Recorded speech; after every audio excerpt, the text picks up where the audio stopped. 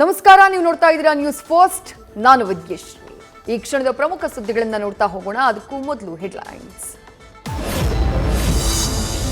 ಗೊಲ್ಲಹಳ್ಳಿ ಜಾತ್ರೆ ಮುಗಿಸಿ ಬರುವಾಗ ಅವಘಡ, ಪಲ್ಲಕ್ಕಿ ಟ್ರ್ಯಾಕ್ಟರ್ಗೆ ವಿದ್ಯುತ್ ತಂತಿ ಸ್ಪರ್ಶಿಸಿ ಇಬ್ಬರು ಸಾವು. ಎಲೆಕ್ಟ್ರಾನಿಕ್ ಸಿಟಿ ಸಮೀಪದ ಗೊಲ್ಲಹಳ್ಳಿ ಬಳಿ ದುರ್ಘಟನೆ.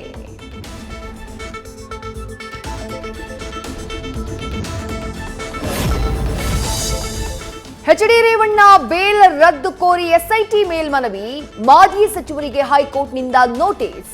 5 ದಿನಗಳಲ್ಲಿ ಕೋರ್ಟ್ಗೆ ಹಾಜರಾಗುವಂತೆ ಉಲ್ಲೇಖ. ಉಚ್ಚ ನ್ಯಾಯಾಲಯದಲ್ಲಿ ಜಾಮೀನು ತಿರಸ್ಕೃತ ಆದರೆ ಮತ್ತೆ ಬಂಧನ ಭೀತಿ.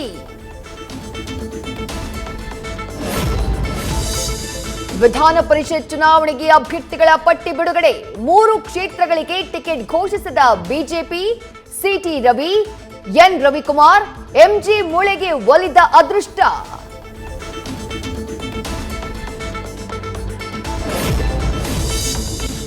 ಒಬ್ಬ ಮಿನಿಸ್ಟರ್ ರಾಜೀನಾಮೆ ಕೊಡಿಸೋಕಾಗಿಲ್ಲ. ಸಿಎಂ ಆದಿಯಾಗಿ ಎಲ್ಲರೂ ಇದರಲ್ಲಿದ್ದಾರೆ. ವಾಲ್ಮೀಕಿ ಅಭಿವೃದ್ಧಿ ನಿಗಮದಲ್ಲಾದ ಹಗರಣದ ಬಗ್ಗೆ ಪ್ರಹ್ಲಾದ್ ಜೋಶಿ ಗಂಭೀರ ಆರೋಪ.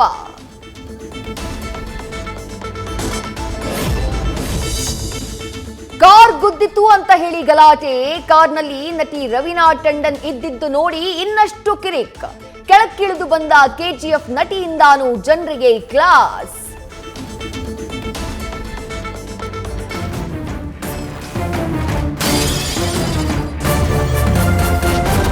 ನ್ಯೂಸ್ ಫಸ್ಟ್, ನಿರ್ಭೀತಿಯಿಂದ ನಿಮ್ಮ ಪರವಾಗಿ.